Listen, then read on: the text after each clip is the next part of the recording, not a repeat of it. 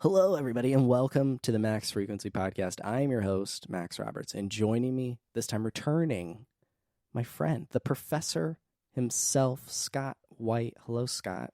How are you? Doing well, Max. So good to talk to you again. It's been a minute, so it's good to nerd out a bit with you again. Oh, yes, it has been a minute. It's been just over a year, around a year. You were on episode 19, a big badont. I don't know. That's what I called the episode. That's what I called it. It was January of 23. We were talking about Mega Man Battle Network Legacy Collection. That was the hotness getting ready to come out. So good. And there's been I don't know if you've been keeping up with the fan community of Battle Network, but random Japanese cell phones were discovered to have the thought to be lost digital Phantom of Network and Legend of Network games, and they just a week or two ago they released the fan translated versions of them that you can play, and it's what? That's so cool.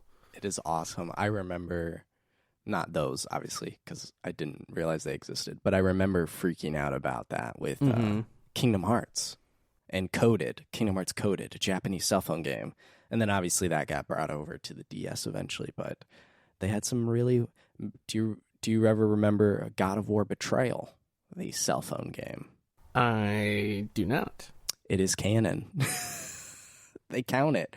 There was a FAQ on the God of War website and says, how many God of War games are there? And they gave the number or whatever it was at the time. And if you tally it all up, it includes Betrayal. It canonically counts, and Sony acknowledges its existence. It's really so very goofy. That's really...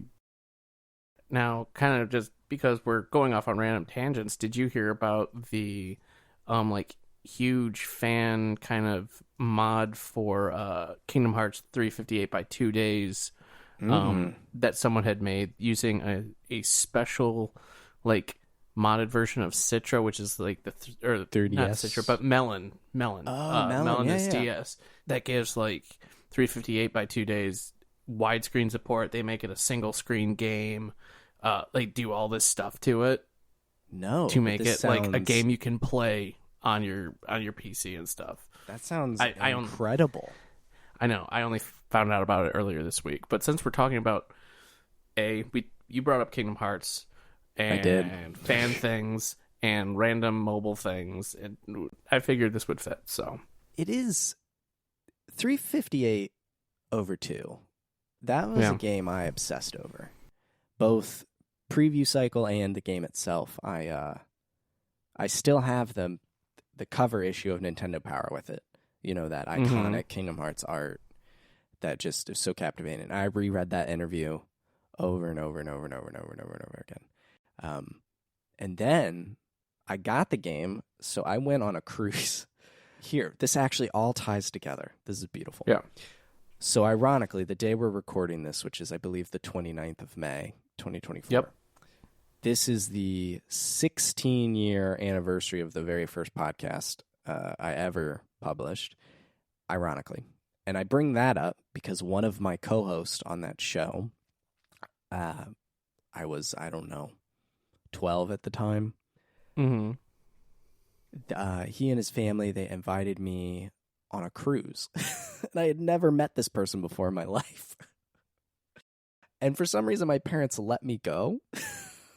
I don't know. But anyway, my parents gave me money, and I flew to Louisiana to meet him, and we stopped in a mall or whatever, and so I took the money meant for souvenirs and trinkets, and I went to a GameStop. And I bought Kingdom Hearts and WarioWare DIY. And, okay. My mom was disappointed that I spent all my money on video games instead of knick-knack trinkets. But I still have Kingdom Hearts. I do not have WarioWare, which I do kind of regret. But I still have Kingdom Hearts. And let's be real, you would have pitched or lost those knick-knack trinkets by this point. I have nothing. I have nothing left from... Because I did get a couple of tiny things, but none of that is still around. But I still have Kingdom Hearts, so who's the winner? And I remember playing it on the ship. One time I couldn't sleep or something. It was the middle of the night, and I went out on deck and I had my DS with me and I was alone on a cruise ship playing Kingdom Hearts. So I have a fondness for this game, and it's such a shame that when they redid everything, they didn't eventually make a playable version of it. It's still just cutscenes in this HD era. I was gonna say that it's like it is such a shame that this didn't get the Chain of Memories upgrade treatment. Granted, that was a PS2 game, but yada yada. But like, come on now, come on. It feels more important than recoded to get like Yeah, the HD. But again, this is me assuming game development ease, but they both were on the DS, those games, so I imagine the asset crossover is very similar. So if you bring one up, I assume bringing the other up isn't too big of a leap. But anyway, 358. Well, Recoded was just a video too. Right, but I was saying if you brought it up from the DS, but I guess you'd have to rebuild everything anyway because you're not taking those DS assets. Yeah. None of it. It's such a shame, though, man. This game was so It really cool. is. It was like you can play as the organization, and it had Multiplayer. I remember this. I was terrible at the time, but I was at DualShockers in my one and only PAX I went to, which was 2019 PAX East. Mm-hmm. And Chris Compendio, a big Kingdom Hearts fan, they invited me. Like, we came up with the idea to play together, to bring our DSs because we both had never played the multiplayer in 358. Mm-hmm. But I was in a funk the night that we decided to play, so I was a little rude. And I think I apologized. And if not, this is my public profession, an apology to you, Chris. But I was a little short and not the nicest person. I think I was having a little PAX funk. Yeah. It happens. So, but we did play it, and it's so goofy that, all right, goofy was probably a poor choice of words there. But you can play as Mickey Mouse I believe in his organization cloak. But you can play as all the organization members, which is so cool. It's what a good game. You can play as Sora. I think Sora and Mickey are like unlockable characters. Unlockable 358 over 2 characters. That's a Google search that will work. Oh, look, IGN, NDS cheats. What a deep cut here. As well as Riku, Donald, Goofy, the King, and Sora. Nice.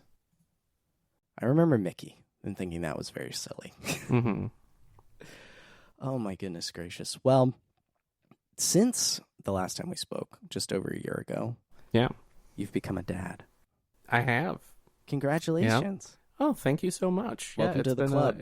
I know. It's been fun. He's 10 months old, little Oliver, crawling and borderline walking and babbling and smiling all the time. He's a joy. It's the best. The baby babbles are some of the funniest and cutest things I've ever heard. But or the best sounds. It's great. It is. Kids are really a joy. I love it. Eloise is, I just say a year and a half. I'm not one of those by the month dads. I just, now that she's over a year, I'm just doing it every 6 months. So she's a year and a half, but she'll be 2 in September. And she's this close to like forming sentences that are coherent. Oh, wow. Beyond just pointing and saying a word for a thing. Mm-hmm. And her latest skill is, we seem to have identified most barnyard animals both by appearance and sound they make. So we have fun throwing little barnyard animals, and she goes and retrieves them and then mimics the sound of them. But I'm trying to teach her that donkeys, they don't say hee-haw, they say, in the morning I'm making waffles. And I'm trying to get her to, which is very difficult for a 2-year-old. And then I'm trying to get her for ducks instead of quack, quack. Or she would say whack, whack, ack, ack. Don't have quite the Q sound down. Do you have any grapes? Is kind of what I'm trying to teach her. We'll see if those stick in the long run. But as someone who's oh gosh. Let's just ballpark it and say a year ahead, give or take a few months. Yeah. A year ahead in daddom. I at least know that since having a child, my game playing has completely changed. like my habits and time. Yeah. Yeah. I'm kind of curious where you're at with just the balance of dad mode and Mm-hmm. then personal game mode. So it really depends. Like when I'm reviewing a game or I'm doing something that will help me pay for daycare, my wife is exponentially more open to me playing games, especially for longer stretches of time. Yeah. Um, but outside of that, it's I still have a couple hours a night, but it's like I'm in this weird rut where I'm not getting that like big draw to play something. Like I'll play like portable games. I have a whole new appreciation for games I can play laying in bed or remote play, things like that. Yeah. Um, but I'm kind of just like in a I don't know what I want to play kind of mood unless there's like a big game like Final Fantasy VII Rebirth or 16 or Trails coming out. Like unless it's like a big game that I'm really looking forward to, I'm just kind of like okay. With working, so I do a lot of computer work and working in the Unreal Engine for my normal job. So when I get done, unless I have something like I'm reviewing or doing guides for, I honestly kind of turn away from the screen and I'm Yeah. reading a lot more, just like reading for fun. Um, and that's kind of how I end my nights. With the unknown of when Oliver will wake up at night, I kind of go to bed or start shutting down early. Where, like, so right now we're recording this around 9 o'clock, and usually I would be like, okay, I'm in bed, I'm reading at this point, Yeah, you're shutting down. and yeah, but it's like I still get those like when I'm at work or like just sitting around. It's like I wanna stream, I wanna play games, but it's like I'm not drawn to like one game. It's almost like analysis paralysis, or like too many options to play. Um, but yeah, it's like I play when I can, when I feel like it, or when I'm doing it for work. Um, Yeah. yeah. That's where I've mostly found myself over this last year and a half, Mm-hmm. with chapter select being kind of the primary kicker to play a bunch of games. And it just so happens that the games that we were playing when we had Eloise, and since then, our big series with Resident Evil, which we talked about Yeah. together, and then Pokemon, which are big and beefy. We finished those, and now we're in this Metroid and Castlevania season of life. But so far this year, we've Logan and I have taken a bit of a pot, almost like a summer vacation. He's finally played Elden Ring, which I've wanted him to play for so long because he's such a big Souls fan and he hasn't touched it at all. And I finally chipped away at I finally beat Great Ace Attorney 2 Resolve thanks to the collection. So, and then obviously I had to play. I finally played Last of Us Part 1 leading into Part 2 Remastered, so I got my kind of double feature there. But really, I've used that to keep me on track. Beyond that, I haven't played anything additional outside of the show. I've dabbled, like Abby and I one night played Mario Party 2. So after Eloise went to bed, we busted out the Switch and just played Mario Party 2, which was actually pretty fun and funny because we both we forgot how hard the computer is in that game. And Donkey Kong kicked our butts. We were not on a team together, and she was trying to we're trying to beat each other, but quickly we united to try and stop Donkey Kong, and it failed.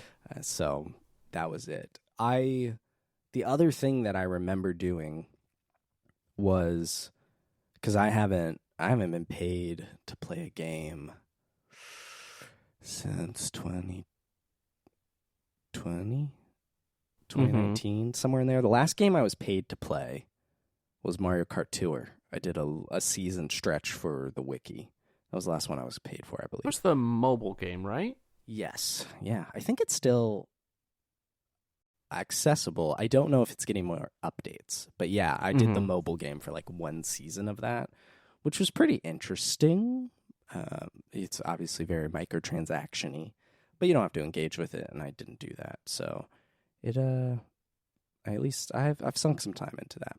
But I remember talking with Abby, and I was just like, on Thursday night, can you put her to bed specifically? And I'll just, after dinner and I clean up and stuff, like that's when I'll go play something to try and get some chunk of time, a significant, instead of what I normally do is play in the mornings. So I'm up before either one of them, and I'll get up, I'll do my thing, and then I'll maybe have an hour, somewhere between 30 minutes to an hour to play something. And that's when I try to fit stuff in, because I'm too old of a man. By the time Eloise goes to bed, Abby and I do yoga, and then I'm like ready for bed. So I'm an old man and go to bed between 9:30 and 10. Yeah. And I just can't stay awake at night to play a game unless it's Fortnite with the boys or something, and that keeps me energized. Yeah. But that has been the cadence or rhythm lately. Like, I still haven't played Tears of the Kingdom. That's next on my docket, though, is my follow-up. I'm finally going to play it.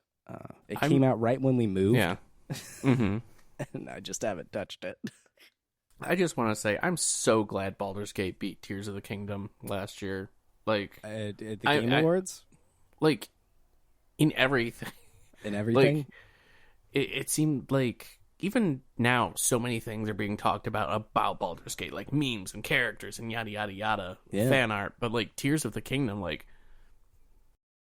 crickets.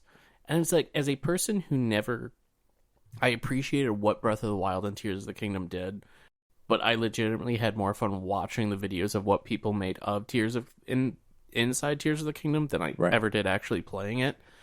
And I scratch that. I enjoyed when the item duplication stuff was still in, and I lost so much interest when Nintendo patched all that out. Like, I legit have an old Switch that's my Tears machine that I won't ever upgrade. So if I ever do want to play it, I can have all the kind of like, I don't have to worry about farming for this or that or to make all the funny things. But well, couldn't you just put in the physical version of the game and just not patch it? Would that not have that the would bug? work unless, but the problem is Nintendo made it so you have to update it to play it. Oh, really? Oh, interesting. I didn't. Yes, they do this kind of thing where, I think it's tied to the Switch's firmware itself. Like, it notices it's like it's an unpatched thing. It's like you can't even start a physical cartridge of a game if it's not to the correct patch. Huh. I've never seen that before. Yeah. So I guess that interesting. That is sucky, because you should just be able to, because it runs from the cart. You should be able to just boot it, huh? Not cool, Nintendo. Just let us play the cartridge, please. Let me duplicate things. It's a single player game with no like online leaderboard, so let me do all my crazy stupid things. Yeah. It's interesting you say that. I'm aware of the things you're talking about in passing. But since I've been off Twitter for, oh gosh, I don't know, a solid year and a half, 2 years. Yeah, a fortnight. It's been a while.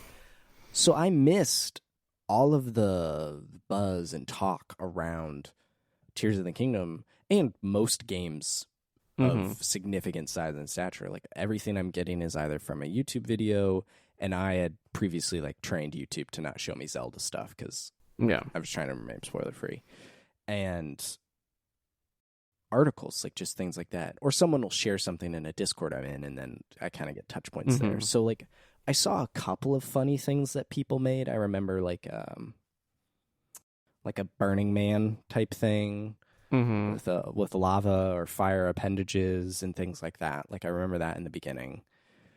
But I really have no idea what happens in Tears of the Kingdom. Both from, I get that you build things like nuts and bolts, which is my favorite analogy. But beyond that, I really don't know the scope of the sky stuff or the underground like I don't know, and I'm excited to finally figure that out, which will be cool. But back to your original thing, which is I'm glad it beat Baldur's Gate. I have also not played Baldur's Gate, but I am. I'm glad Baldur's Gate beat it. Oh yes, sorry, thank you. Yes, Baldur's Gate beat it in most things. Mm-hmm. And I would just, from having not played either one of them or really knowing much about either one of them, I would agree in that sense, simply because, well, Baldur's Gate does have the number 3 in the title. It's Mm-hmm. new, right? It's this wholly new incarnation of that game. And Tears of the Kingdom, while I'm sure is a great game, and I'm at the very least I'm going to enjoy it. I'm confident in that statement. It is more Breath of the Wild, or refined Breath of the Wild, or whatever you want to put it. And there's a known quantity to that, and I think there's a depth and richness, it sounds like, in Baldur's Gate that really connected with a lot of people. Mm-hmm. And I appreciate that. I think that's more exciting to me from like an award perspective or type thing. Yeah. Like what's new and pushing things forward. And I think just like developers have looked at Breath of the Wild for the last, is it 7 years? I think it's 7 years.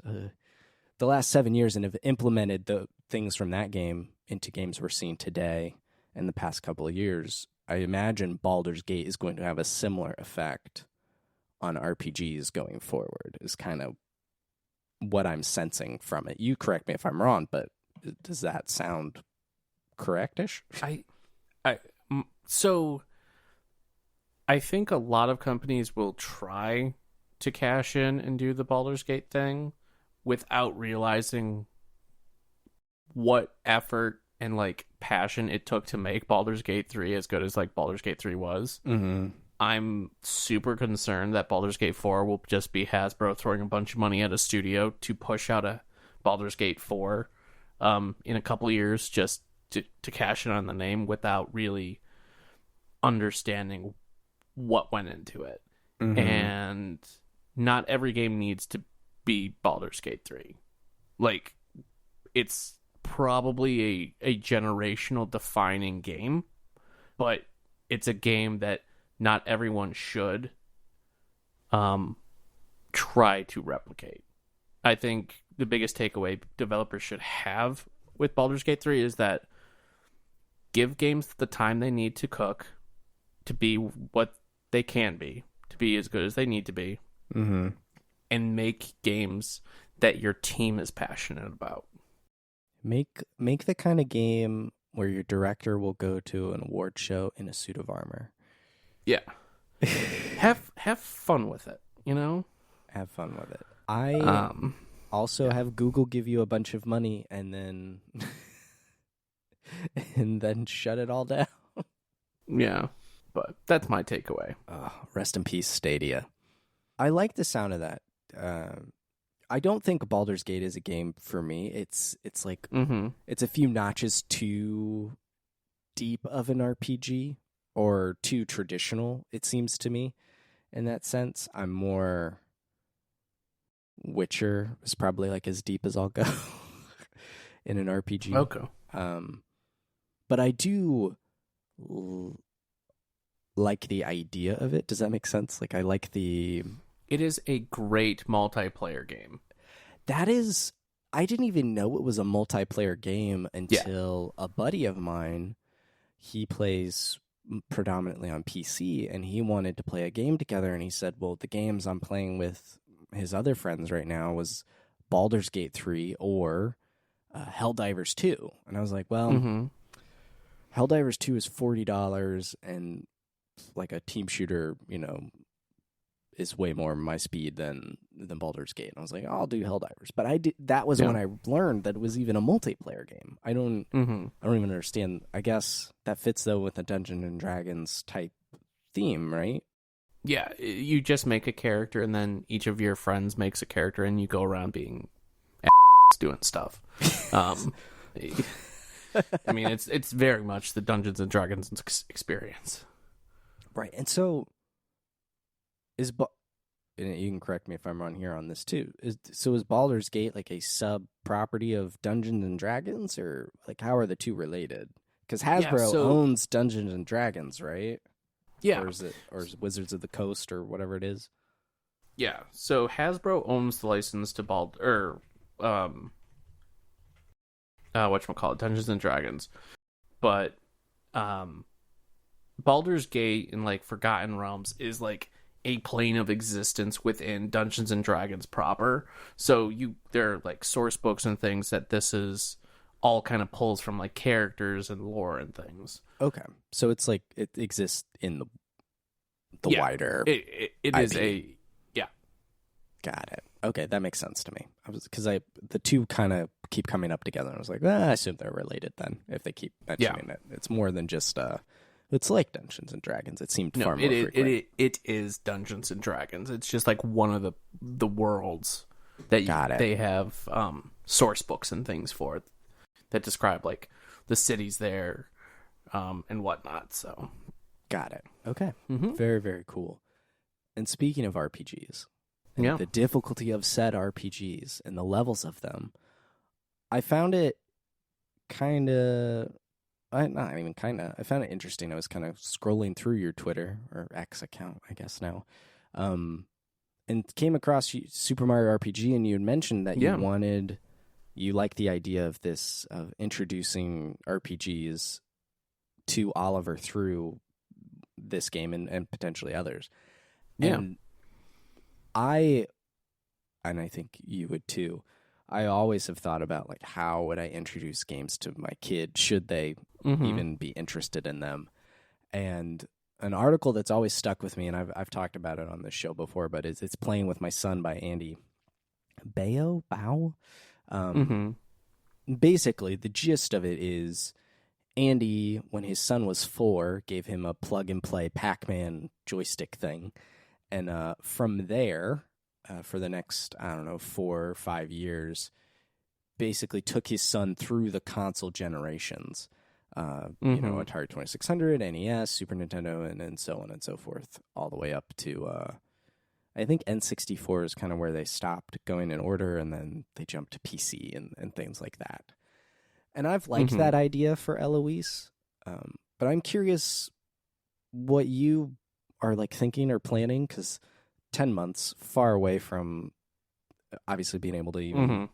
I did see the picture of him holding a PlayStation controller, though. That was very cute. He loves my silver DualShock 4 controller. Like, that is his by far favorite thing to go after. Well, it's his now.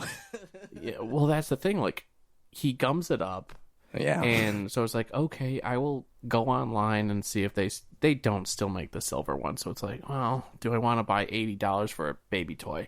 Not really. So I'm trying to get the Fisher Price one and just spray paint it. I have the Fisher Price one, but man, it's not as cool as the silver DualShock 4. That's years old, but but yeah, he loves the controllers. He's learning the handhold of it. So he's gonna get the claw. You got to. It's a part of our nature. But what are you thinking about? I don't know, maybe I'm thinking too far ahead for myself, but what are you envisioning? Should Oliver express interest besides chewing on a controller and actually playing something, that Dad plays or anything like that? Like what are you thinking? I like the idea of I would probably, because I feel like I read the same article or heard about it years ago, because I remember thinking it's such a good idea, but I never was. The Atari was before me, so I would start at the NES era, and I think it's a really fun idea. He will. I don't think it can pull a rug over his eyes, so he doesn't know that there's better looking video games ever. I don't think that's possible. The author in the article you mentioned did, or was trying to do, but I like the idea of like, okay, let's play some Mario, like, NES Mario, and kind of working up to it. But with portable emulation technology now. It's like the fact that I can walk around in my pocket with a little emulated, like a little handheld game system that's like a PSP, but play up through PS2 games. And by the time he's 4, it'll be playing PS3 and PS4 games. It's nutty, but having like a little device I can quickly plug into my TV and it's like, here's every Nintendo game, or here are the best ones. Right. It's exciting, and I'm anxious to see what he gravitates towards. He loves also going towards my bookshelves, so it's like, is he going to be more of a board game kid than video games, or is he going to kind of split between? Is he, heaven forbid, going to be a jock and make me watch sports? I don't know. Learn the sports. But yeah, I haven't put too much thought into it, just because the technology is changing so rapidly anymore that who knows what technology will be like when he is 4 or 5, and what will really be available. So who knows even what I'll have when in the next. Because I'm thinking, I started playing games at 5. And so, like, my brain, that just seems like a good age to start. I don't know. Mm-hmm. But I have that 8-bit Do arcade stick, because it seems like an approachable arcade stick without getting into the really complicated stuff for like $90. And I'm like, what if you just give her that and you boot up the Mister and you put Pac-Man? And like, here's Pac-Man, or here's Galaga, or, you know, any of those. I feel like that's kind of interesting, because they theoretically have no frame of reference for any of this. To be fair, she was a few weeks old when I was playing Resident Evil 4 and she was sleeping in my arms, but she's not going to remember that. And so I like that idea, but the selfishness comes through, and I'm like, but the N64 is where I started and like really picked things up, and I feel like that's where my love of things really blossomed, you know? Smash Brothers, Paper Mario, Zelda, Banjo-Kazooie, all that stuff. And it's like, well, dang, all this stuff is at the fingertip. I don't know. And then I start spiraling out. And I'm like, but then you have everything at your fingertips. And it's like, now you're overwhelmed and you have that analysis paralysis. Yeah. But she doesn't have analysis paralysis. She doesn't know. And I hear, you know, I have friends with kids who are much older, and they're cutscene skippers, and then they come back later and go, well, what's happening in the story? And it's like, well, if you just sat there and watched it, you would know.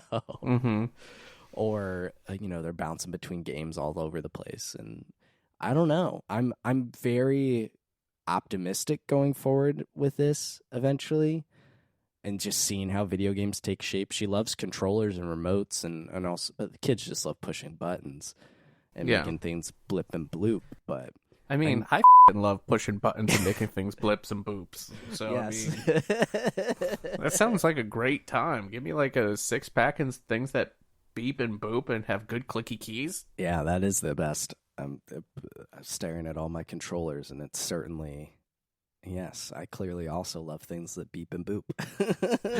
I've made an entire lifestyle out of it, so I guess it's the curse of us going forward. I am...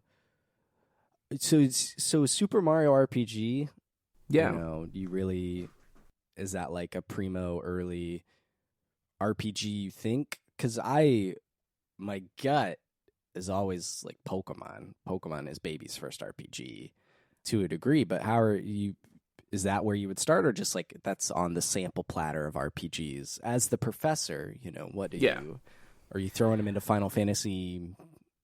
No. The thing, like, why I would probably opt for specifically Super Mario RPG Remake over something like Pokemon. It's like, Pokemon, you're still dealing with strategy, like type advantage. Like, there's more mechanics that play a bigger role in success. Not to say that you can't just level your way out of any predicament, but with Super Mario RPG, specifically the remake, it's more about, you don't have to worry about, okay, I have to swap Mallow in because this enemy is weak against lightning. It's like, I want Mario to jump on things. Cool. He's jumping on things because I'm hitting the button just like a game. And And it's got like the super flashy limit break attacks now that weren't in the original, and the new game wasn't balanced around a lot of the new mechanics, Mm. like a lot of the cool like swapping out party members. So all the boss fights and things are still geared towards you having a party of 3 as opposed to a party of 6 now. And just hitting A does something. Y does something. Like it's tied to the face buttons, and you don't. And it's easy. The writing's funny. It's got cute zany graphics.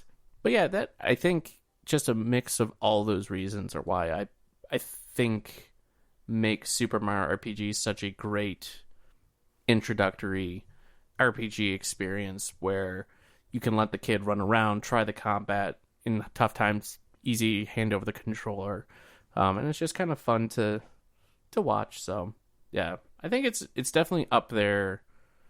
As I can't think of another RPG that I think is better as like baby's first RPG, like at 6. Yeah. Like maybe 6 or like 7 or 8. Yeah. At 7 or 8, then it's like, okay, yeah, let's do some Pokemon. I have yet to play Super Mario RPG. That was one that eluded me as a child. I became aware of it, I think, like most people, with Super Smash Bros. Brawl and the Geno rumors was when I first became aware of even its existence as this precursor to Paper Mario, which I loved and still do love. And then early COVID, 21 maybe, or maybe 20. I don't remember specifically. I think maybe it was 21. Some guy on Facebook was selling some games, and one of them was Super Mario RPG, and I snagged it from him for $25. I'm like, this is the move, and I have yet to play it. And then now the remake has come out, and I have not picked it up yet. That's just budgetary reasons, trying to buy less this year in the game department. I saw my list of all the games I bought in 2023, like just picked up, and it was actually quite shameful at 65 games. And I'd have to go through. I didn't mark like how many of those I specifically played, but like the collection behavior got a little out of hand in 2023, so I've reined it way back. And so far in 2024, so my plan was to only buy 3 games. That has not happened. But the 3 games are Super Mario Brothers Wonder, and that was because I made up this rule of 3 after I had bought it due to a price error at Target for, I don't know, $30 or something. Of course. The Last was Part 2 remastered. That's just max essentials. And then the Thousand Year Door remake, which I wanted to talk to you about. But then for my birthday, so I did get Helldivers 2 to play with that friend. So that was, but that was a gift. Someone gave that to me, so I don't have to pay for that. But for my birthday, Play Asia had a deal where you could get 3 games for $100. And having just finished the Great Ace Attorney Chronicles, I said, now is the time to get both a copy of the Phoenix Wright trilogy, which is only in Japan, physical, and then I snagged a Japanese copy of Apollo Justice solely because the spines say, I assume, Ace Attorney, or I think it's Gaito Gaiku Saibon? Yeah, something like that. Saibon, I know the Saibon part. I don't remember the front. But it says that, presumably. And then it has a 1, 2, 3. And then Apollo Justice Trilogy has 4, 5, 6. And they line up on the spines. And it just is so visually satisfying to me. So I bought that. And then the third game, I learned late last year, kind of November-ish time, that for some reason, Final Fantasy VII Remake Integrate for the PlayStation 5 is not in production anymore in North America and costs like $140 used. And I was like, that seriously? What? Yes. So the physical version of Integrate, which is PS5 exclusive, is no longer in print in North America, and the secondhand market is like 120 plus. So I got the Japanese one because it has English on the disc and like you can play it. And that was only like by itself, I think goes for like $40. Well, then, so I bought that in like early May or whatever. And those just shipped a week or two ago and they just showed up yesterday. Nice. But maybe last week, I had to go to a UPS store, and next door was a GameStop, and I was like, I'll go walk into there. GameStops are pretty depressing these days, but it's always worth. I usually go in actually to see if there are Wii U games, ironically, because sometimes they have like a tiny, tiny Wii U section. But what do I see when I walk in the door? Right there to the left, Final Fantasy VII Remake integrated for the PS5 for $60. And I'm like, well, crap. Now I have to buy this. Yeah. So now I have 2 copies of Final Fantasy VII Remake Integrate. It sounds like a good investment. It is, but it's Eloise's investment because I won't sell it. That's my problem. So anyway, I've only bought 8 games so far this year, which I think is a lot better than 60 whatever I had from last year so far. So, yeah. So far, so good. Long tangent aside. Paper Mario. We're just jumping right in. Yeah. Because it's semi-related to Super Mario RPG. But you joined Logan and myself on Chapter Select Season 1, Episode 3. A whopping 3 Long years time ago now. Holy smokes. But since then, Nintendo finally heard our pleas, our cries. They've answered our prayers. They have remade it for the Nintendo Switch from the ground up. Intelligent Systems back at the helm. It just came out. How are we feeling? How are you feeling? I have 2 copies due to a GameStop error, both sealed, and I haven't touched it. Tell me about the error. What happened? I got a notice that my payment was declined, so I used another payment method, and that wasn't declined. But then I got charged and received 2 copies, including the one that my payment was declined for. And yes, I was charged for both. So why not just return the second one? Because I know how all the Paper Mario stuff goes, and this will probably be much like an intergrade. I'll keep one sealed. Good man, a good man. I have a or Sora. Maybe I'll keep both sealed. I don't know. We'll see. I have a Sora amiibo sealed for the same reasons. I'm like, this is the one. This is the one. So I have 2 sealed amiibos, Sora amiibos, because I had intended to open one, but I just haven't yet. Yes. And I keep most of my amiibos sealed. I tried to only do have that 3 unopened or 3 opened out of my collection. I tried to do that in the beginning, but I quickly ran out of shelf real estate, and so I decided to open them. And I've opened pretty much everything since. I actually only have 4 amiibo, ironically, behind me on a shelf, still sealed. Sora. I intentionally bought 2 Soras to keep one sealed.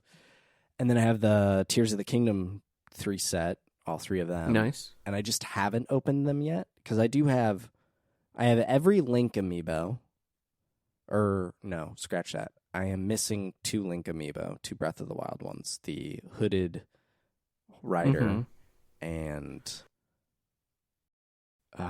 what's the other one? Maybe I do have the bow and arrow one, so maybe I am just missing the hooded rider.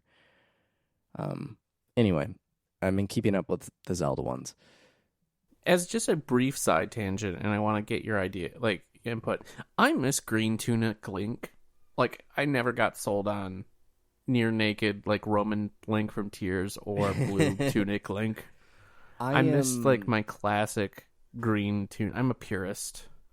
I am so much of a purist that I would not go fight Ganon or Calamity Ganon in Breath of the Wild until I did all of the shrines and got the classic tunic outfit. And I remember Logan calling me, he's like, what are you doing? Just go fight. I'm like, no, I got to be garbed in this game's version of the Green Tunic. It wasn't good enough Yeah. to play with, the ones you could scan in from an amiibo. It was, I need to be in like this world's Green Tunic. So I'm right there with you. I mean, I like the Breath of the Wild and Tears designs just visually, but Link is always in the Green Tunic. The only acceptable alternative outfit, and this is purely because of my childhood, is the lobster shirt from Wind Waker. Yeah. The blue shirt. Yeah. That's the only acceptable alternative. And that's after you beat the game. You know, new save file. Yeah. It's a nice little bonus. Yes. See, we agree. We're on the same page. Okay. Sorry about that tangent. No, I just you're need totally to- fine. Those are the tangents that are worth it. But for Paper Mario, I picked up a copy and I had to boot it up just to see it. It was kind of, they announced it and I was like, I still don't believe this is real. Like it's so hard to believe, even though I have it now in the house. And it's just stunning, just visually. It's just like it's like coming home, you know. It feels so good. And I was actually, Tomas, right? Tomas Franzese? Yeah. So Tomas interviewed me for a Digital Trends article and about like why the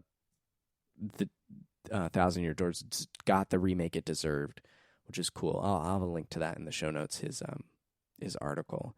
But the thing that I was most excited about was the fact that this game that the Paper Mario fandom, as eclectic and weird as we all are, we have almost unanimously touted Thousand Year Door as the best one. And the problem with Thousand Year Doors is always trapped on the GameCube. There was, you could play the original through Virtual Console, and actually you can now on the Switch through NSO. So like the original is still accessible in some format. And then the Super Paper Mario, the Wii, it's fairly cheap and still playable up through. I guess now that's the next trapped one, if you're going back as far as you can, is Super Paper Mario. And then the 3DS one, that just shut down a year ago, I think. So now it's trapped. But we always touted Thousand Year Door as the best, and it was getting harder and harder for people to access it and to play it. And so I'm just so excited for a generation of people who have either grown up hearing about this game, well, how do I play it? Having access to it, or people who have never played a Paper Mario game before in their life, and they just they see it and they think it's cool, just like I did when I saw a demo kiosk in Target and thought Mario folding into a paper airplane was the coolest thing I had ever seen in my life. And I think that's what is most exciting about this, is finally it's just an affordable way to play this really great game. And it seems like critically people seem to think that it still holds up, and makes at least me not feel like I've been crazy for the last 20 years. Yeah, I mean, you can't escape just the praise that everyone puts on Thousand Year Door. Like whenever a new Paper Mario comes out, it's like, but is it like Thousand Year Door? So it's good that Nintendo decided they wanted to print some money with releasing this. Finally print some money with it. The fact that they still haven't ported over Twilight Princess or Wind Waker to Switch still boggles my mind, but that's neither here nor there. I imagine it has to be this year. Zelda is an annual franchise, sneakily, and with the Switch entering its twilight years, I feel like now's the time. Like this summer, Direct, whenever it is, I feel like Shadow dropping at Nintendo Direct in the next month. Yeah, they'll just be like, and the Zelda games are coming, whether they're separate or together. And they'll be like, and the Metroid Prime games are coming, whether they're separate or together. Yep. It's like going to be this remake, remaster palooza here at the end of the year, which I'm fine with as we gear up for whatever Super Switch turns out to be. Yeah. But yeah, it's just, I'm so happy that this game is real, this game exists, and I can't wait to play it. I won't play it right now. Not that I couldn't or wouldn't. I would love to play it right now. It's just not on my priority list, and I'm not in a hurry to play it. Like, it's always been there and it always will be there. I have noticed a couple of changes. Apparently, like, the color of your Yoshi, the method to how you would select that is different, which I find a little interesting. Seems a little more precise. I don't know. It's cool. I want to see what I really would love, and I guess it's hard to find out, but like, I want to know what the kids and people who have never played it before think about it. Like, that's what I really want to know is, I know how I feel about it, and I know how like your average gamer would probably feel about it. Yeah. Who's aware of it, but the people who are new to it, I don't know, that seems cool. Do you like, what do you think the future of Paper Mario is now? Like, we had Origami King, which was interesting, an interesting game, but not traditional in the sense of traditional RPG mechanics and whatnot. But what do you think this is a sign of the future here? Not in the least. I think when they eventually do another Paper Mario, it'll go back to not being like Thousand Year Door. I think it'll have some weird mechanic that will be divisive, and be light on RPG mechanics. And people will be a whole new generation will be like, but this isn't like Paper or Thousand Year Door. But no, I do not see Nintendo suddenly, after all these years, with this remaster, seeing the error of their ways and giving people what they want in a Paper Mario game. I agree. One of the things I took away from playing all of them back to back in Chapter Select was Paper Mario has never been traditional in that sense. Like, they always have new mechanics, and that makes actually Thousand Year Door the odd one out, where it was more of a refined sequel than any of the future games would ever be. Like, every game after it is different significantly. And so I feel like it's Paper Mario's nature to change, which is aggravating to fans of the first two games specifically. But yeah, I think whatever the next Paper Mario is, it's going to be a wholly unique idea, and people will either love it or hate it. It'll have good ideas, it'll have bad ideas. If there's anything, though, that they take away from the response here to the remake and implement into the future, I really would just love to see unique characters again. After a few games where everyone is just a toad, I really want to see, Goombas and Koopas talking and interacting that aren't all just the villain characters. They're just normal citizens of the Mushroom Kingdom or wherever it is.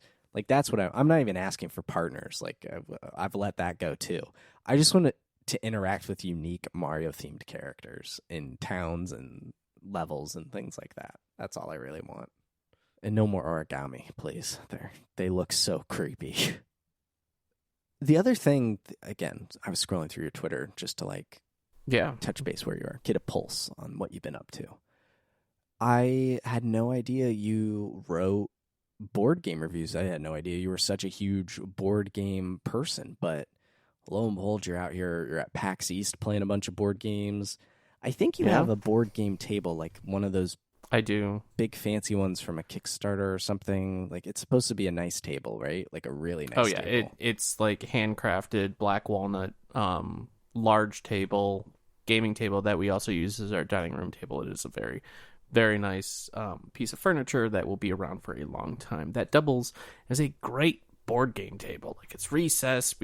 Currently we have a puzzle set up in the kind of the trough underneath the topper part, and it's a good time. It's pretty. You're a big board game guy, and I am. I saw that you had written a review, at least on IGN. I'm sure you've written reviews other places for like this Guilty Gear Strive board game.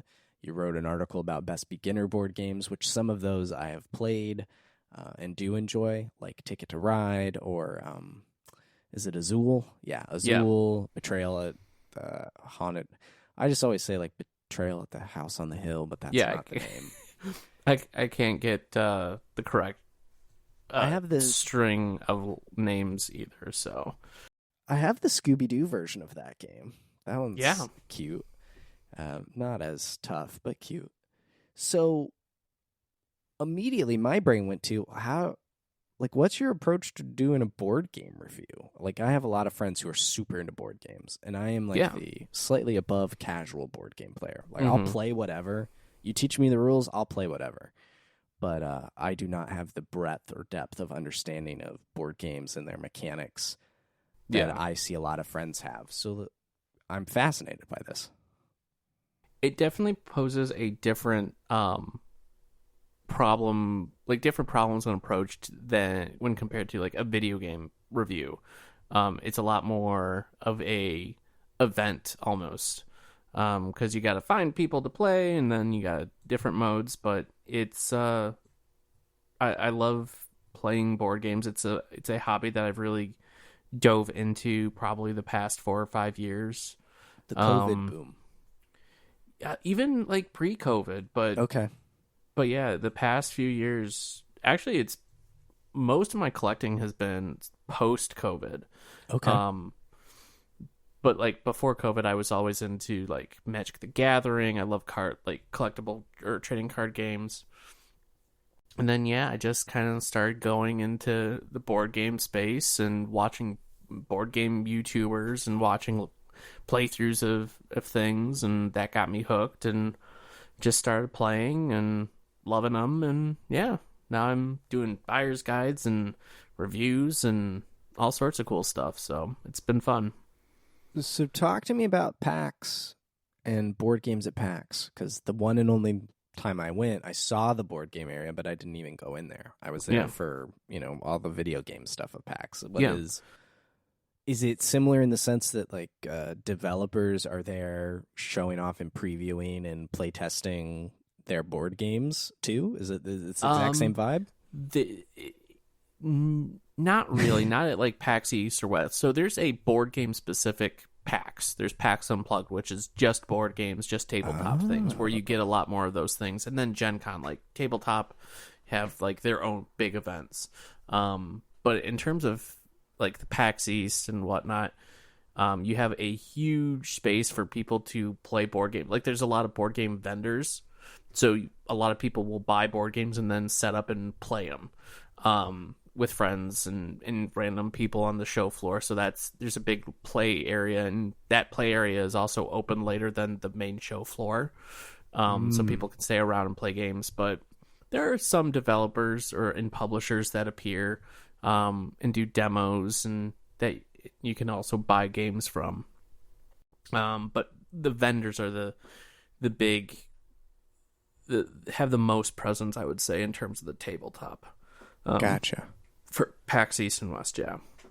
I want to circle back to this review thing, and like you have to get people together to play the game, because that seems like the biggest difference to me. I remember the one game I reviewed that I had to get friends together to play was Shovel Knight Showdown. Yeah. And I wanted to see what the multiplayer was like with people.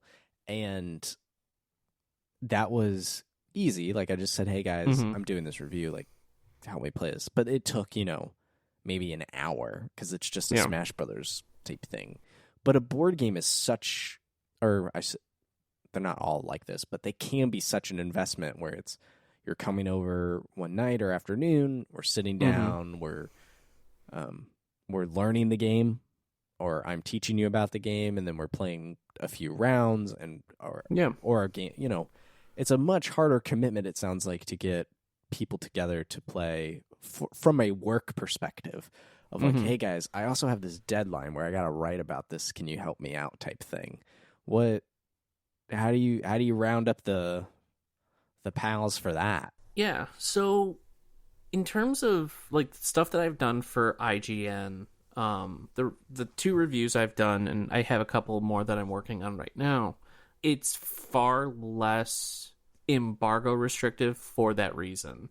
So ideally, I would love an opportunity to get preview builds of things that are going to like Kickstarter, because the Kickstarter and crowdfunding scene for board games and tabletop stuff is immense right now.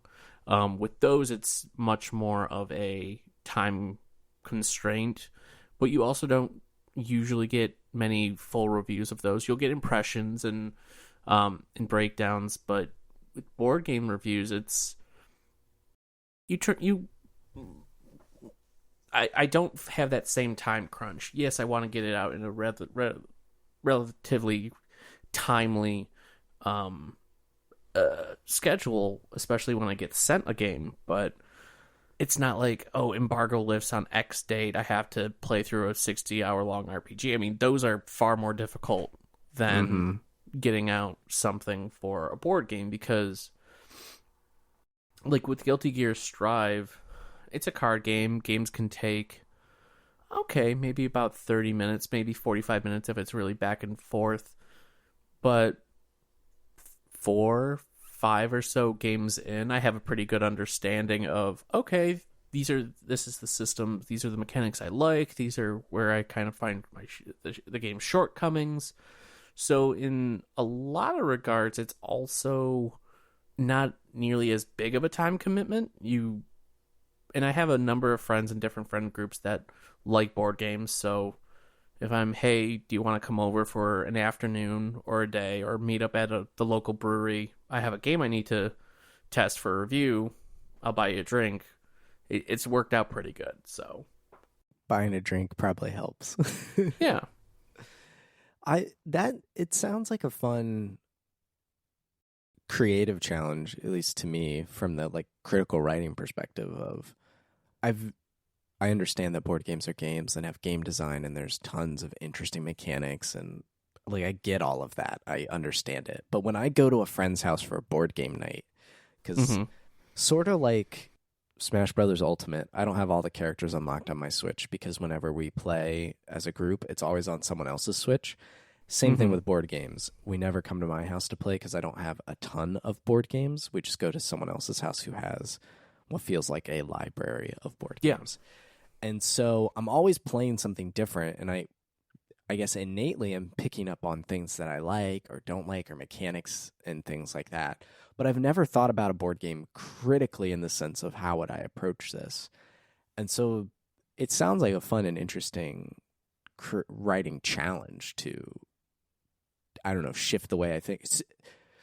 Because when I play a video game, I'm thinking about it critically on some level, right? When you play board games, are you on some level thinking about them in that critical way? I don't think so. And maybe it's because I haven't done enough board games, like board game reviews, but I feel like because you're so much more ingrained in like having to pay attention to the mechanics and like how things fit together matter so much more, and it's like much more tactile, like you kind of instinctively look at things as critical. There are definitely aspects of games that I have come to realize that matter more to me than others, like a good storage solution. Like, how long does it take me to actually get it to the table? Is it easy? Mm. Is there a good organizational structure? Like, does the box or instructions tell me how to put everything back where it's supposed to fit so it plays nicely, or like little things like that? But I guess when I'm like playing with friends, it's also very because it's an interactive and very group based thing. I was like, what you guys think of it? Like, what didn't you like, and things they might have picked up on? Oh, I didn't really like how this was handled. I can get a lot of different perspectives and kind of viewpoints all at once to kind of help me also be critical. And it's like, these are just normal people playing games.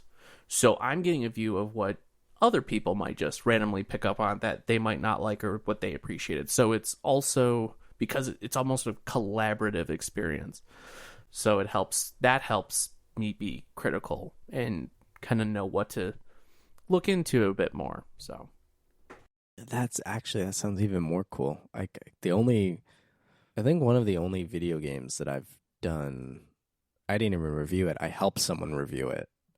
Logan was reviewing EA's Anthem, back when we were at Dual Yeah. Shockers, and we got, I don't know, I think 3 or 4 codes or something for it. And so he gave me one, and I played that game with him to help with the review. And that was a fun and interesting process because at least that game in particular, we were just ripping it to shreds while we were playing it. And that's cool to think of, because reviewing a video game does feel often in isolation unless you know other, buddies in the press that are also reviewing it, and you guys are breaking embargo by talking to each other anyway. I guess that's the only time. So yeah, it's actually a far more social reviewing experience, it sounds like, which is cool, actually. That's neat. I like the sound of that. Yeah, I mean, there are some games you can play solo, in addition to multiplayer, but a majority of people play board games as a social experience. They play it with friends, they play it with people at board game cafes and stuff. So it makes it fun to, gives me a reason to hang out with friends. So yeah, it's good. Yeah. It's different, but I value it a lot. I love it. I like the sound of it. I'm curious. So what's the hot, or not the hot, like what's your favorite game right now? I feel like the board game wise, I feel like this is something that changes quite a bit. Like what's like your go-to game right now? It's hard to have a go-to game when, like, to your point, I can only meet up with friends once a month, maybe twice a month if I'm lucky. Well, like, just what are you feeling lately? I'm really enjoying, like, they really nailed the Slay the Spire board game. Okay. That is really, really good. They really nailed the feel and being able to play it co-op with I played through it with my friends. I brought to my friend's house a couple weekends ago for our monthly game night, and we played through a couple acts, and they nailed it. It's a lot of fun. And then I'm really liking, right now I'm in a big kick to play like war games, like whether it's like Axis and Allies, I want to kind of get into that. Risk, Dune Imperium is a big one, really popular, really fun kind of area control deck building game. And I also bought War of the Ring, which is like this big war game set in the middle, or set in the Lord of the Rings time frame, where one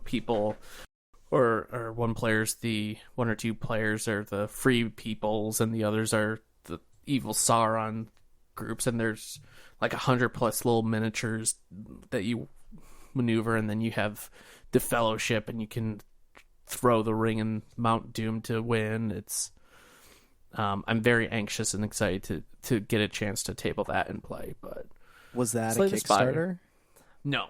So that's been out for a while. So okay. That was I watched YouTube videos and my resolve broke and I ordered it off of Amazon.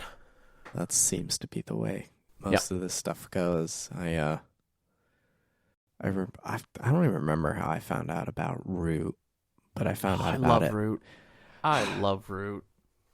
Man, I wish we lived closer, because my hurdle with Root is, at least like the group of people that I've played with, it always has changed. So it always is explaining the game to people every time. And it just takes so much longer. And the real kicker is Abby does not enjoy Root.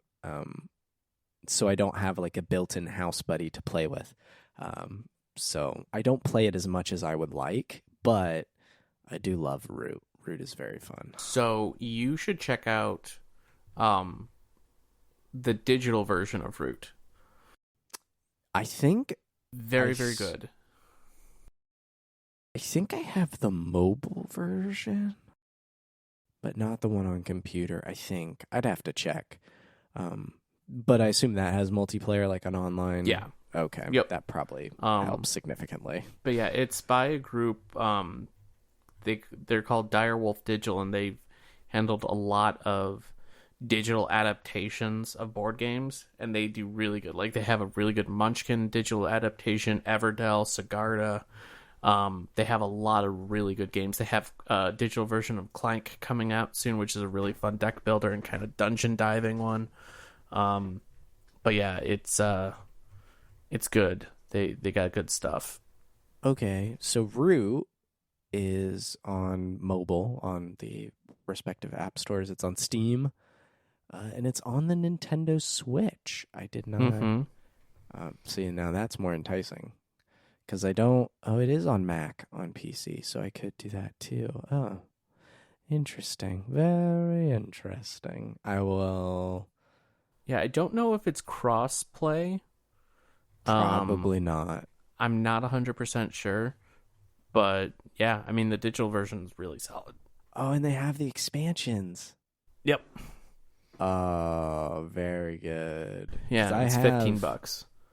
I have Underworld and Riverfolk. I did not get Clockwork, and I don't know what this Exiles, Partisans, and Vagabonds. Anyway, okay.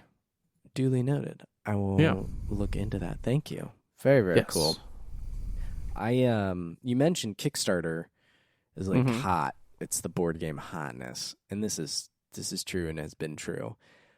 And I've only backed a couple of games on Kickstarter. I don't have a Yeah. long list of Kickstarter backers. I have a keyboard, one set of puzzles, and 2 books and 2 games. Mm-hmm. So I got Dust Biters, which is a very light. I think it's Yes. only 2 players card game, very Mad Max inspired. It's from I Am 8-Bit.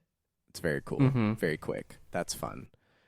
And then I got, because I Am Me, I got the Last of Us board game, which is supposed to be sometime this year, but things get delayed all the time. But it looks super cool. Have you ever played the Escape of the Dark games? Because Yes. I have Escape the Dark Castle, and it's fantastic. tell me about it, because I have not found anyone in person who has played it, and I truly only know that I like the art style. Yeah. So talk to me about it. Yeah, it's a super atmospheric, like you mentioned, the art style, but it's super atmospheric. It's very easy to pick up and play. It's like a dungeon crawling, randomly generated dungeon that's hard to succeed at, and you roll dice, and you have like a character that have their own specific dice that are slightly better at succeeding in certain checks, and it's a lot of fun. It's a small enough game that it's great to take to the bar with you. I've taken it to the brewery and played with some friends, or my local barcade, and played it there. But I don't have any of the expansions for Dark Castle, and I haven't played Dark Sector, but I really really like Escape from Dark Castle, which was the first game they did. Yes, I have in my Amazon wish list the Sector one because I like Okay. space. That was but I have not obviously bought it. And now that I bought the Last of Us one, I'm like, well, I will just play this one first then. Again, leaning into my identity, I suppose. But it looks, I mean, I'll have a link to this in the show notes as well. You, at the very least, just go look at the art, either for the last of. I'll have all 3 of them in there. You should. The art is stunning. It truly is. And I'm excited about to learn and play this game and all this stuff. But the Kickstarters seem to be where all this board game stuff is happening. I mean, I bet there's a whole category. Probably. Oh Have yeah. Have you played Gloomhaven? Because that was one I found out just because it costs so flippin' much and weighs even more. So I've played the digital version of Gloomhaven. I reviewed that. Okay. And I do own the physical version of Gloomhaven as well that I haven't. That's one of the ones where those are hard because they're campaign games and they like require you to have a consistent group to play. Yeah. But one day I'll play real That's like Gloomhaven. we as a group are going to commit to this for the next so long. I'm looking at, so if you just go to Kickstarter and click on the games tab, I don't actually think there's a single video game here on the front page of all of this, which is totally fine.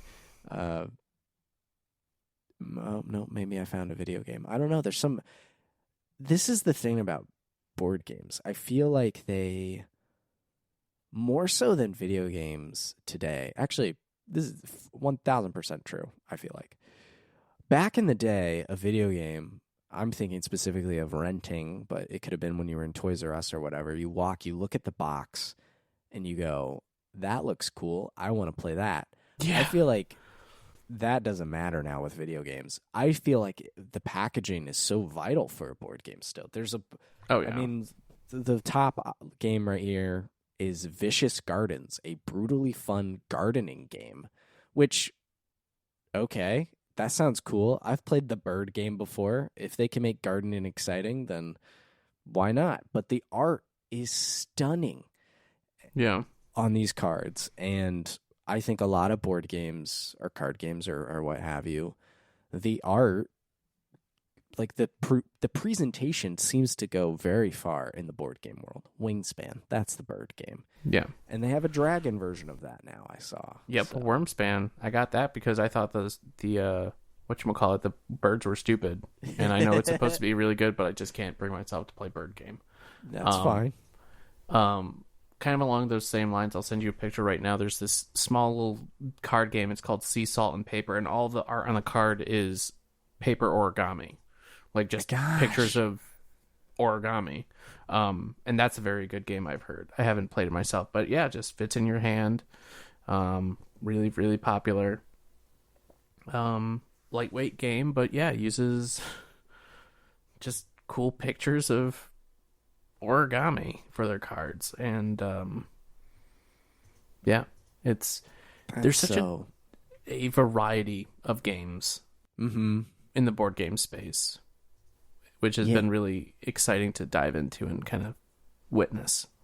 It feels, I mean, I have one group of friends, specifically one family, and like I said, they have a library of games, and it is like walking into that rental store back in the day, that Blockbuster, that Hollywood Video. And I truly just hand myself over to them. I'm like, I don't even know what all these games are. Sure, there are a few favorites I have that I've picked up on by playing with them. The Quacks of Quigglemeyer or whatever. It's like a Quedlinburg or whatever. Yeah, I've heard the of that potion-y one. game. I like that one a lot. They have I think it's called Dice Forge or something. That's a cool game where you like build dice. But other than that, I give myself over to them. But I do go and look at these games that they have and the boxes and the spines. I'm like, that looks super cool. Maybe because it's how do I phrase this? The development of a board game, I think, has more flexibility in its presentation than in a video game, and probably can iterate faster to find the design that you want, because, again, this is all me talking out of ignorance, but like these origami cards, I feel like iterating on that probably was quick, and then refining it is what took the time. But if you were generating all of these like crazy 3D Paper Mario origami assets, it took however long it was to make that game. I don't know. Board games are very unique, it feels like, and it just kind of, the last 5 years, and I'm only saying that because that seems to be when my friends like really got whole hog into board games to the nth degree. But my eyes have been open to this entire world, and it is cool to observe. I just can't financially invest into it the level that they have. But again, I guess I have access. I have a library card essentially by being friends with them, I suppose. So, kind of in terms of the iteration aspect, one of the things that the board game world has, is they can rely on a lot of people trying their game for no cost to them, thanks to things like Tabletop Simulator on Steam or Tabletopia and things along those lines, where they can push demos or they can invite people to play, in essence, their mod, which is their game, get feedback, and then quickly just, in essence, make a patch. Okay, we're going to add some more cards. We're going to change the wording of this. How do you feel then? So they can get a lot of people trying their game for no real cost to the player and no real cost to the developer, but they can get lots of feedback, which in interviews and things I've done with developers and people that have made board games is incredibly instrumental, an incredibly powerful tool they use. That makes sense. And it's interesting. It's like public playtesting. Yeah. Essentially. And I actually, you know what? Now that I'm thinking about it, I think one of the updates during the whole Last of Us Escape the Dark process was a playtest in Tabletop Simulator. Here's the post. Wow. Okay. That's a little ironic. They're using a video game and iterating on it in a video game to then create the physical board game. Very cool. What an interesting crossover of worlds. But like honestly, if you ever want to play board games, there is Tabletop Simulator. Could download it. It's usually $20, but on Steam, but then always goes down for sale. Sure. And then just you use mods. It's great. But then there's Board Game Arena, which is a browser-based online board game kind of service. Mm-hmm. It's $36 for a year, and you get like hundreds of games you can play with friends. You have Azul you can play on there, Heat, Ticket to Ride, all these games, and a lot of them have really good tutorials so you can learn new games. It is a wonderful all officially service. Licensed? Yeah. Okay. No, it is an official site. Like everything's made through there. Really, really well done. I love to use it. And with it being browser based, it's great for all manner of things. Can do it. Yeah. But no, like they had official Wingspan is on there. Terraforming Mars, Azul, Jaipur, Lost Ruins of Arnak. You have family games. You have tile placement, drafting, solo games, short games, competitive, cooperative, and then you also have like your classic like card games and things. So, See, man, I'm learning a whole new world out there. Oh yeah. New world. But yeah, you have like friends lists. You can play with friends. There's like tournaments they hold on this thing. You have like a little ranking. It's all sorts of good stuff. Huh. Cool. There will be a link to those in the show notes as well. Wow. Catan's on here. Yeah. Staple for sure. Huh. Oh, leaderboards, the whole deal, whole 9 yards. Huh. Yeah. Very, very cool. Highly recommend if you like board games. Plus, it's cheap, like $36 for a year. It's $3 a month for their premium service. And if you don't want a premium service, you can play it for free. There are some games that are locked to you, but if like say you still wanted to play and I wanted to play, because I have a premium service, I can just invite you to my game, so you can still play. You just can't start those games. Oh wow! So that's like a download play on the DS. Like if I own a game, like Mario Kart DS. You could only be a shy guy, but you could still play the whole game and race everything. Huh. Yeah. Neat. Well, I think that does it, Scott. It's 10 o'clock. It's both our dad bodies' bedtimes. So Daddy bedtimes, yeah. Daddy bedtimes. Thank you so much for coming on the show, man. I really, really appreciate it. Folks can find you online. You're at Professor RPG. Yep. Great handle. You write over at what is the website's name? RPG University? Site. RPG site. I do stuff for IGN now. And then Irrational Passions, I'm also still over there doing stuff. So very cool. All right. Irrational Passions, RPG site, IGN. Yep. Those are the places to be. And my podcast will be back looking at August, just taking a bit of a mental breather with RPG University. It just gets busy and hectic, so it does. But yeah, that'll be coming back in August is the plan. So I love it. RPG University. Check it out. Scott does have an episode on Paper Mario and the Thousand Year Door with Diablo. Which number? Diablo's creator, the creator of Diablo, David Brevik. Yeah, turns out he really likes Paper Mario. There you go. See, you should go check that out. You should go check out the show in general, but there's a specific episode recommendation for you. And go check out Scott's work at all those sites. Links will be in the show notes. As for me, you can find all of my writing and stuff over at maxfrequency.net, which since the last episode of this podcast has gone over a major redesign, so you can go check that out. And then my other show, Chapter Select, a seasonal podcast where we bounce back and forth between a series, exploring its evolution, design, and legacy. Like we said earlier, season 1 was Paper Mario. Scott was on our 1,000 Year Door episode, but we've done a whopping 6 seasons so far, ranging from Paper Mario to Pokemon to Banjo-Kazooie.